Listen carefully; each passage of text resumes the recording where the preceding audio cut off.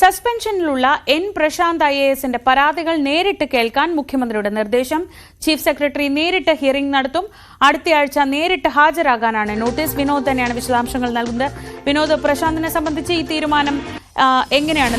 നേരത്തെ തന്റെ പരാതികൾ കേൾക്കുന്നില്ല, അല്ലെങ്കിൽ കൃത്യമായ മറുപടി കിട്ടുന്നില്ല എന്നതായിരുന്നല്ലോ പ്രശാന്തിന്റെ പ്രധാനപ്പെട്ട പരാതികളിലൊന്ന്.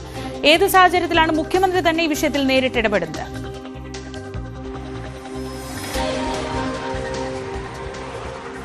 ശ്രീജ, വളരെ ഗൗരവമുള്ളൊരു കാര്യം തന്നെയാണ്. കാരണം ഈ സിവിൽ സർവീസ് രംഗത്ത് ഏറ്റവും ഉന്നത ശ്രേണിയിലുള്ള ഉദ്യോഗസ്ഥർ തമ്മിലുള്ള ഒരു വിഴുപ്പലക്കൽ, അത് ഒരു സീനിയർ ഉദ്യോഗസ്ഥനെതിരെ പ്രശാന്ത് ഇടുന്ന ഫേസ്ബുക്ക് പോസ്റ്റ്, അതൊക്കെ തന്നെ വലിയ തോതിൽ ചർച്ചയാകുകയും ചീഫ് സെക്രട്ടറി അതിൽ വിശദീകരണം ചോദിക്കുമ്പോൾ തിരിച്ച് തൻ്റെ ഫേസ്ബുക്ക് പോസ്റ്റ്, അതുമായി ബന്ധപ്പെട്ട ഡോക്യുമെൻറ്റുകൾ, അതിൻ്റെ വസ്തുതാപരമായ കാര്യങ്ങൾ, ഇതെല്ലാം തന്നെ തിരികെ ചോദിക്കുകയാണ്. എങ്ങനെയാണ് അതൊരു ഉയർന്ന ഉന്നത IAS ഉദ്യോഗസ്ഥനെതിരെയുള്ള തൻ്റെ പരാമർശങ്ങളായി മാറും തൻ്റെ പോസ്റ്റുകൾ? അത് എങ്ങനെയാണ് വിശദീകരിക്കുക, അതിൻ്റെ തെളിവുകൾ തരിക തുടങ്ങിയ കാര്യങ്ങൾ പറഞ്ഞാണ് 2 തവണ ചീഫ് സെക്രട്ടറിക്ക് പ്രശാന്ത് കത്ത് നൽകിയത്. ചീഫ് സെക്രട്ടറി ആകട്ടെ ആദ്യത്തെ കത്തിനെ അവഗണിക്കാനുള്ള തീരുമാനമാണെങ്കിലും പിന്നീട് ഇതെല്ലാം തന്നെ ഈ അച്ചടക്ക സമിതിക്ക് മുമ്പാകെ അവതരിപ്പിക്കാം എന്ന ഒരു മറുപടി പ്രശാന്തിന് നൽകുകയുണ്ടായി. കഴിഞ്ഞ ഈ ഏപ്രിൽ 1 പ്രശാന്ത് ഒരു ഫേസ്ബുക്ക് പോസ്റ്റ് ഇടുകയും ചെയ്തു. വളരെ സുപ്രധാനമായൊരു തീരുമാനത്തിലേക്ക് പോകുന്നു എന്ന തരത്തിലായിരുന്നു ആ പോസ്റ്റ്.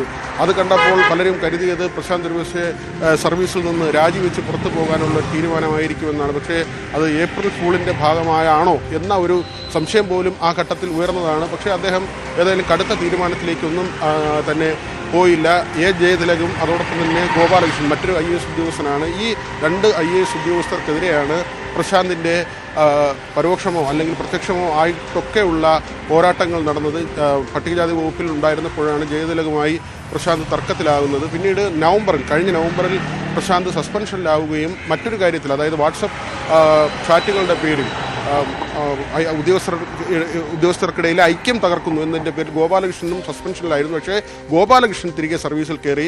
പ്രശാന്തിൻ്റെ സസ്പെൻഷൻ വീണ്ടും ജനുവരിയിൽ ഒന്നുകൂടി വർദ്ധിപ്പിക്കുകയാണ് ചെയ്തത്. അദ്ദേഹം ഇപ്പോഴും സസ്പെൻഷനിൽ തുടരുകയാണ്. ഇപ്പോൾ മുഖ്യമന്ത്രിയുടെ ഇടപെടലുണ്ടായിരിക്കുന്നു. ഈ നിർദ്ദേശമനുസരിച്ച് ചീഫ് സെക്രട്ടറി തന്നെ കേൾക്കണം, അത് ഈ വിഷയം പരിഹരിക്കുക എന്നൊരു പ്രധാനപ്പെട്ട കാര്യം സർക്കാരിൻ്റെ മുന്നിലുണ്ട്. ആ ഒരു ഗൗരവത്തോടെ തന്നെയാണ് ഈ വിഷയത്തെ സർക്കാർ സമീപിക്കുന്നത്. ശ്രീജ, ശരി. വിനോദാണ് വിവരങ്ങൾ നൽകിയത് തിരുവനന്തപുരത്ത് നിന്ന്.